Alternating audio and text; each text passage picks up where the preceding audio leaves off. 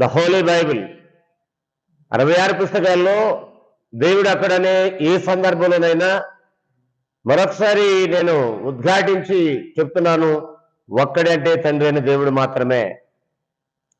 కాదు అని అనొచ్చు, ఇబ్బంది ఏమీ లేదు. కానీ వాక్యాధారంతో కాదని రుజువు చేయగలగాలి. నోటితో ఎవరైనా మాట్లాడవచ్చు. నోటితో మాట్లాడినంత మాత్రాన, గట్టిగా అరిచినంత మాత్రాన నిజాలు అబద్ధం అయిపోవు తమ్ముడు. కాబట్టి ఒకసారి ఆలోచన చేయండి మీరు. ఒక్కడే దేవుడు అంటే ఒక్కడే అని మేము అంటున్నాం. ఒక్కడంటే ఒక్కడే కాదు, అందులో ముగ్గురు ఉన్నారని రుజువు చేయండి బైబిల్ తీసి. వన్నెస్ అని పాపం అక్కడ మా అక్కగారికి, సుబ్బలక్క గారికి తెలుగే సరిగ్గా చదవటం రాదు పాపం.